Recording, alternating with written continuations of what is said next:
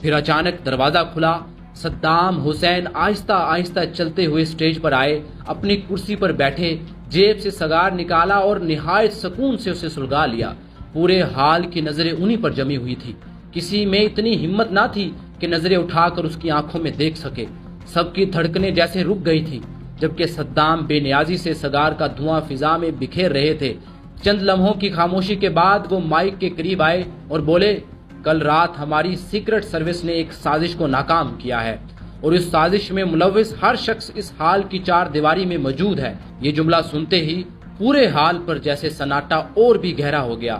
اسی لمحے ہال سے ایک شخص اٹھا، لڑکھڑاتے قدموں سے اسٹیج تک پہنچا اور سب کے سامنے اپنی غداری کا اقرار کر لیا۔ صدام دوبارہ مائک کے سامنے آئے، انہوں نے سگار کے 3 کش لیے، دھواں آہستہ سے خارج کیا اور نہایت سرد لہجے میں بولے، تم جانتے ہو کہ ان غداروں کے ساتھ کیا کرنا چاہیے۔ تم اچھی طرح جانتے ہو کہ سب سے زیادہ انصاف کیا ہوگا، صرف تلوار اور کچھ نہیں۔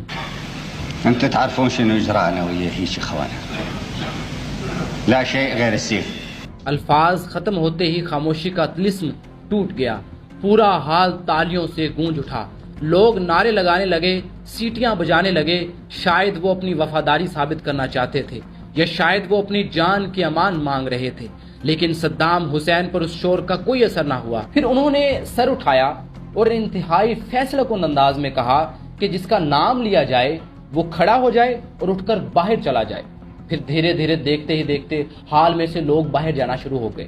جس شخص کا نام صدام کے لبوں سے نکلتا، گویا اسرائیل اس لمحے اس کی موت کا پروانہ جاری کر دیتا۔ ایک ایک کر کے لوگ اپنی نشستوں سے اٹھتے گئے اور ہال سے باہر نکلتے گئے، جبکہ اندر بیٹھے باقی افراد بے بسی اور خوف کے عالم میں یہ منظر دیکھتے رہے۔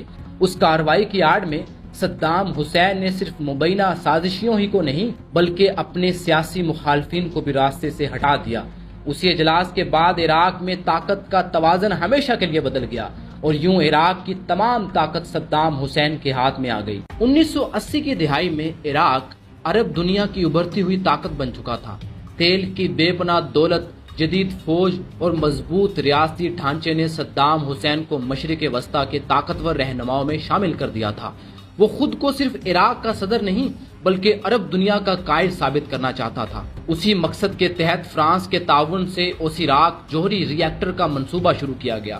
جیسے جیسے صدام حسین کی ساکھ مضبوط ہوتی گئی، وہ اسرائیل کے دل کے اندر مسلسل کانٹے کی طرح کھٹک رہا تھا۔